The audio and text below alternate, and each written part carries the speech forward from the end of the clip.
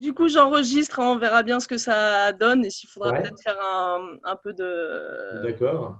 de découpage dans tout ça Ok. pour rendre ça lisible.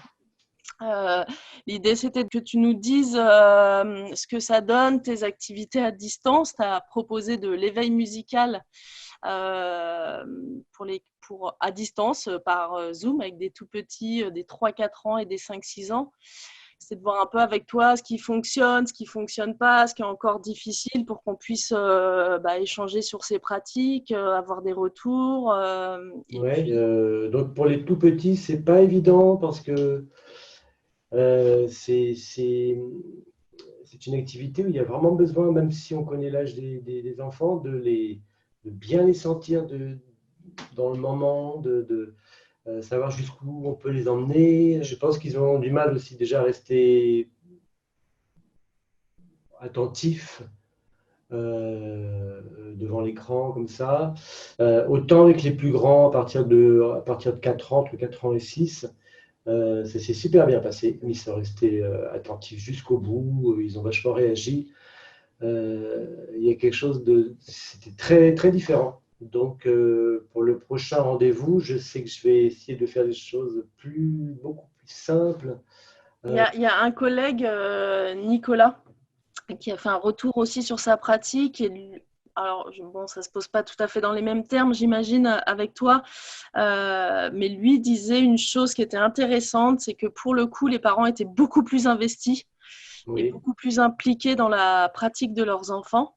Et que du oui. coup, lui, il se disait, bon, au moins pour la suite, quand on sera déconfiné, qu'on retrouvera vraiment les enfants dans nos ateliers, il se disait que ça lui donnait des idées pour pouvoir continuer à maintenir ce lien et impliquer, investir les parents dans la pratique. Oui, ça c'est évident quand on enseigne la guitare, ce qui est aussi mon cas. Quand il y a les parents derrière, ça change tout. J'ai des parents qui ont suivi une ou deux fois les ateliers au début. Je leur ai dit, bon, vous allez voir comment ça se passe. Je leur ai donné les consignes pour aider les enfants. Je leur ai suggéré de faire un petit planning, enfin bon, des choses comme ça. Et ça change tout. Et du coup, tu peux nous dire un peu, parce que moi j'imagine, j'ai une vision quand même très abstraite de ce que ça peut être un atelier d'éveil musical à distance.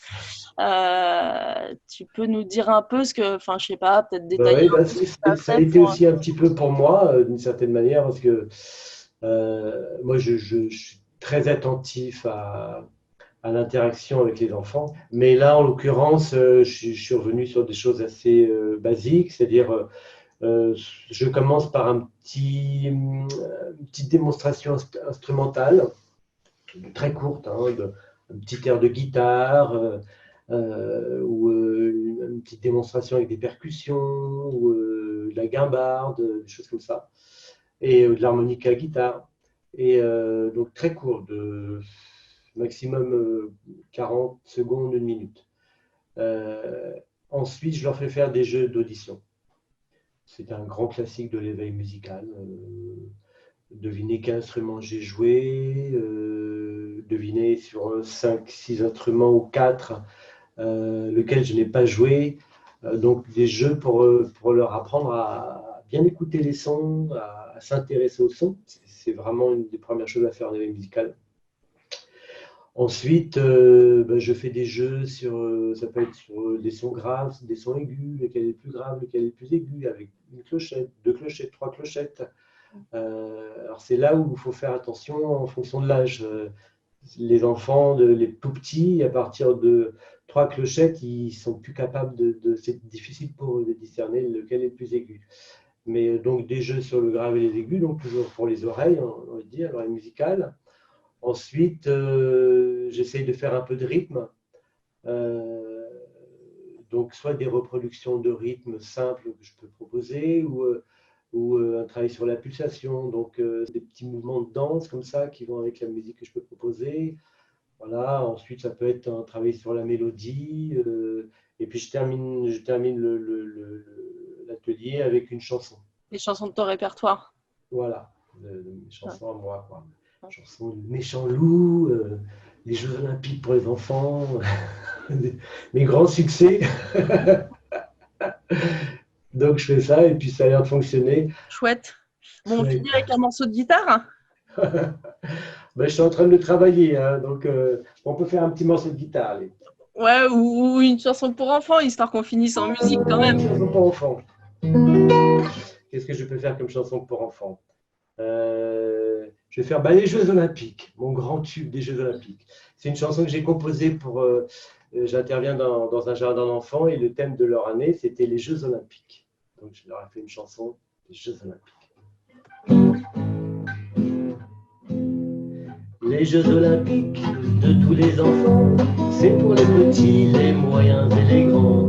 On va vous montrer, à vous les parents, que l'on sait danser, sourire et sauter, lancer des ballons et chanter des chansons. C'est qui les plus forts? C'est nous qui gagnent des médailles d'or, c'est nous qui battent tous les records. Évidemment, évidemment, évidemment, c'est nous. Les Jeux Olympiques de tous les enfants, c'est pour les petits, les moyens et les grands. On va vous montrer, à vous les parents, que l'on sait danser, sourire et sauter, lancer des ballons et chanter des chansons. C'est qui les plus forts? C'est nous qui gagnent des médailles d'or, c'est nous qui battent tous les records. Évidemment, évidemment, évidemment.